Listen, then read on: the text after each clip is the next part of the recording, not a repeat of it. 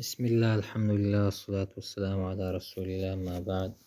مونږ د محترمینو ورونو خوای سره مونږ نحو الواضح شروع کړله. انشاءالله العزیز چې تاسو به هم دومره نحو یې زده وي چې دې کې فعل فاعل مبتدا خبر مرکب مفید غیر مفید اسم فعل هر دا به معلومولی شي انشاءالله. دې کې دلته مصنف رحمه الله خو اول مقدمه ذکر کړې ده، د هغه نه وروسته اول کې دا ذکر کړې الجملة المفیده، یعنی دې مطلب دا ده چې ګوره طالب علمه تا به مخکې دومره نحو ویلی چې هغه سره تا اسم فعل حرف مرکب مفید غیر مفید او دا رقم آداب او لحاظات دا کتابونه زده کړي وي. په دې کې مصنف رحمه الله اول جمله مفیده ذکر کړله. جمله مفیده ولې د مخه کړله؟ دې وجې څخه چې مفیده جمله د عام طور فایده دې کې وي، نو کوم شي چې فایده وي هغه مقدم وي. بیا په دې کې د اول الامثله مثالونه یې د مخه کړي دي او د دې تعریف یې وروسته کړی دی. وجه دا ده چې دته دا معلومیږي چې ذکي طالب العلم هغه دې باندې پوهیږي چې اول ته مثال ورته ذکر کړي، نو دی د تعریف نه مخکې په مثال باندې څه ناڅه پوه شي. مقصد په دې کې دا وي.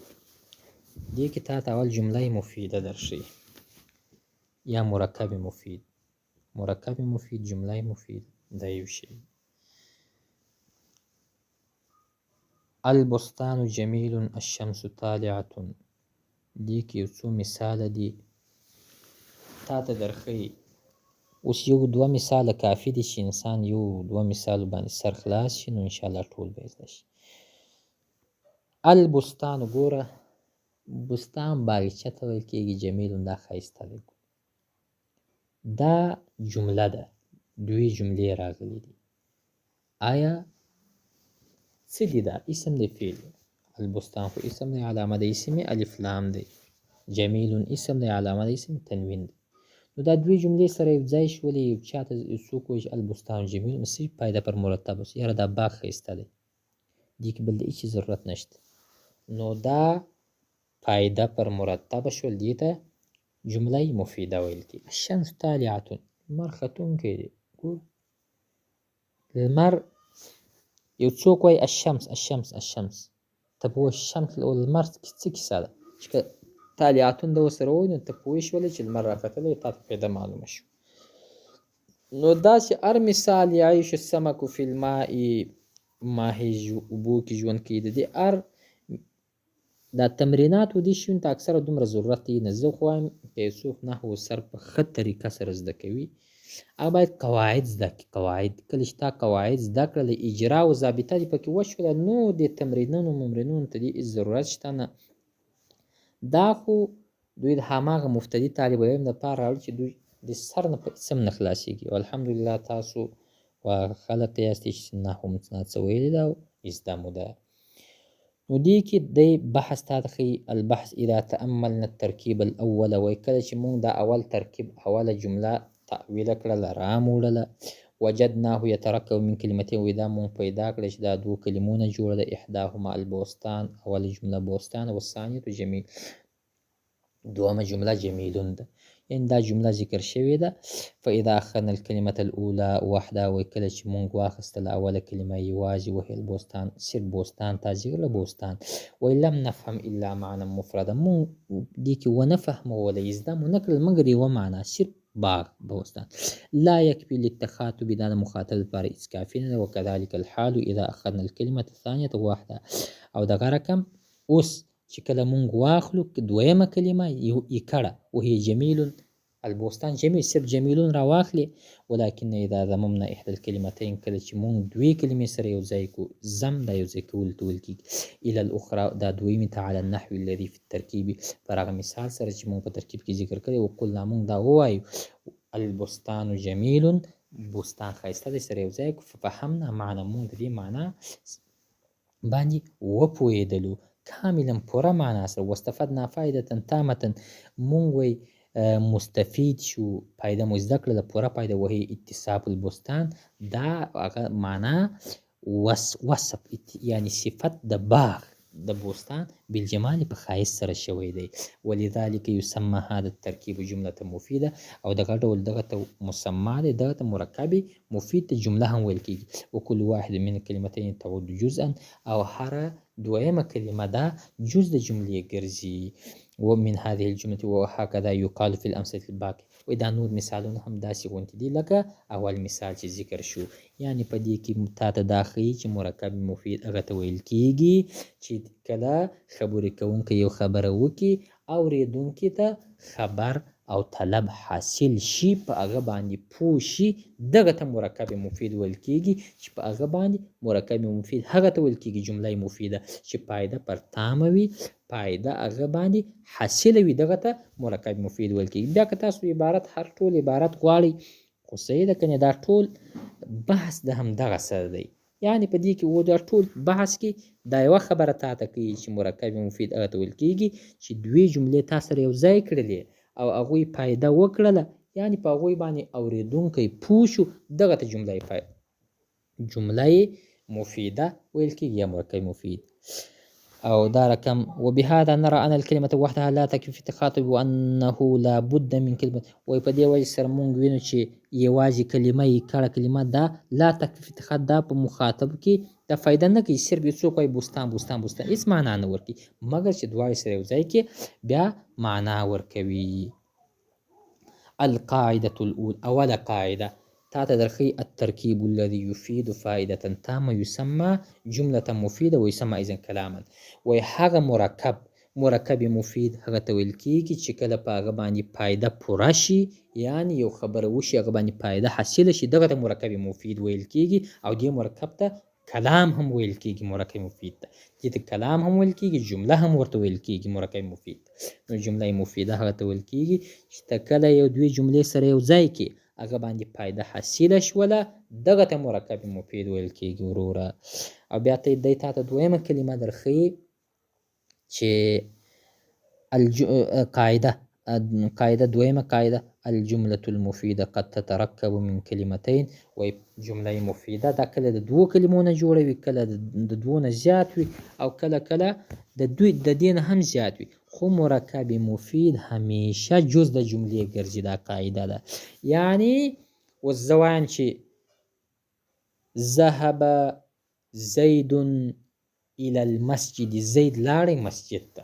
ګوره ذهب فیل شو، زیدون فاعل شو، الى المسجد دا و جمله شو ټوله. څو جزه ده؟ ذهب جدا جز دی، زیدون جدا دی، الى المسجد دا جدا دی. دا مرکب مفید شو، پایده حاصله شو. کنه زه وایم پلانی مسجد ته لاړی، تا ته پایده حاصله شو چې لاړی و بالکل پوه شوې. نو دې وجې څخه دا زید و جز د جملې دی، زید یو جز دی، او الى المسجد بل جز دی، ذهب بل جز دی. جمله مفیده کې اول نمبر درس د النحو الواضح اول جز کې تمرین نمبر اول. اقرأ الامثله السابقه، ووایه مخکني مثالونه را روان.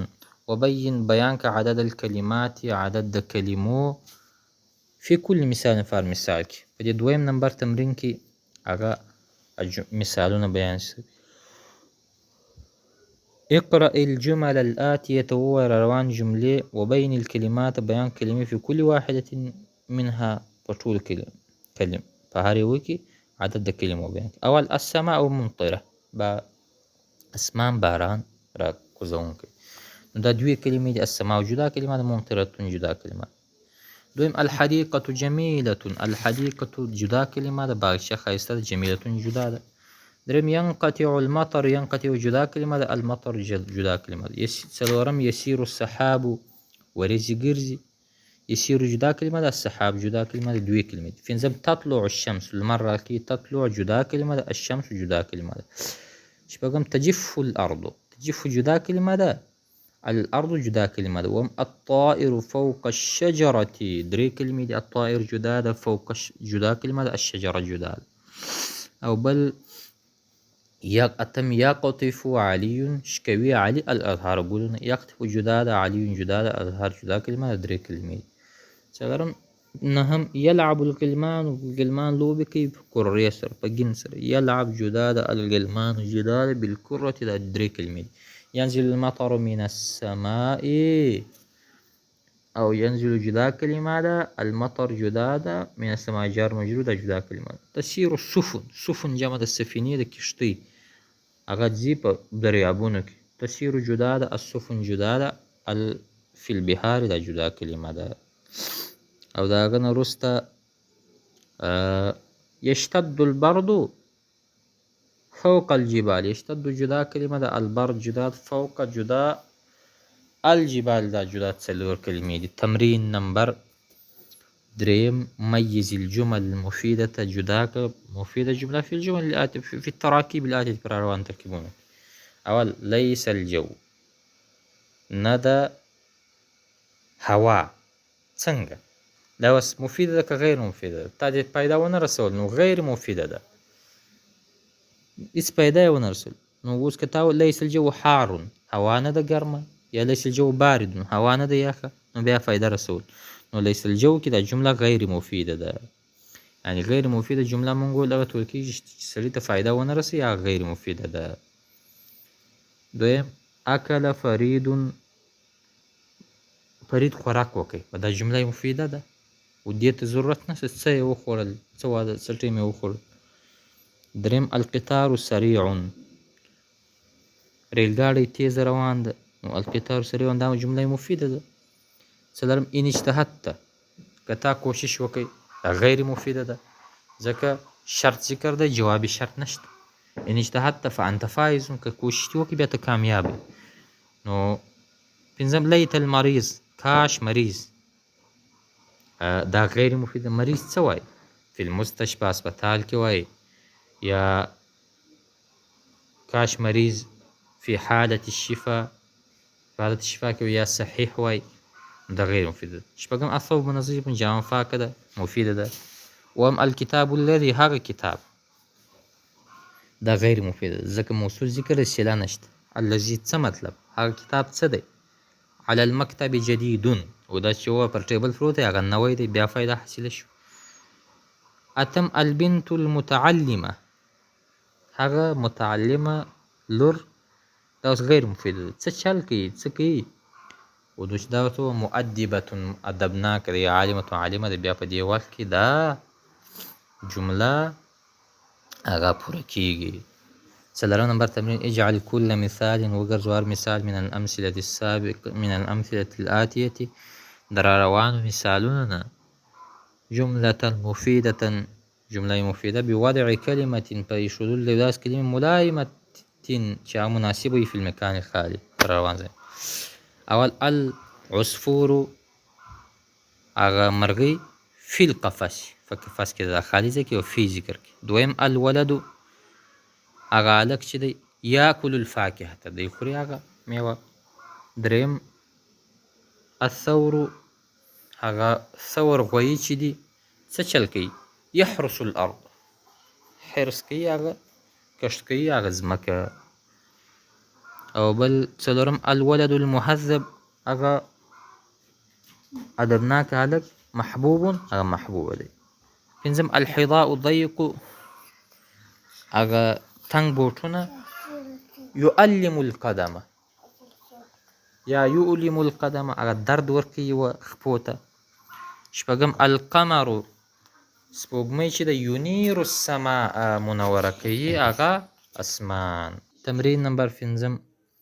ضع، کېږده، کل کلمة، هر کلمه من الكلمات التي روان کلمونه، في جملة مفيدة، فجملة مفيدة کې مرکبة من کلمتين چې دوه کلمونه جوړوي. اول الحديقة، دې دپاره وایي جمله مفیده. الحديقة واسعة، باغچه فراخه ده. الشجرة مثمرة، دا درخته هغه میوه داره ده. الازهار جمیله، دا ګلونه ښایسته دي. الشمس طالعة، دا لمر راختلی دی. او بیا بل وایي ضع كل كلمة من الكلمات الآتية، کېږده دوې کلمې، هر کلمه روان کلمونه، في جملة مفيدة مركبة من أكثر من كلمتين، د دوو کلمو نه زیات. الماء، اوبه چې دي، عذب، دا خوږې دي، جدا ښه خوږې دي. الفاكهة ناضجة. دا يلعب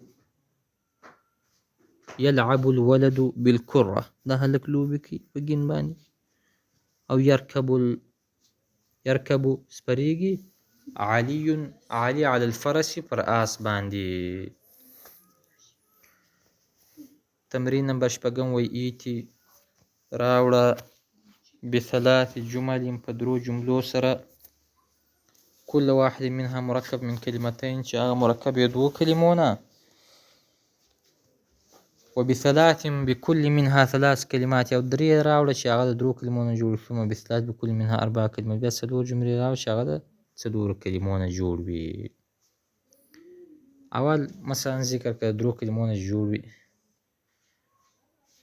ركب إبراهيم الحصان. سپور إبراهيم پر آس باندې. يذهب زيد إلى السوق. ذهب زيد من البيت إلى المسجد. څلور کلمو نه جوړه ده. نو دغه تمرینونه مختصر د اول نمبر درس. وبالله تعالى التوفيق.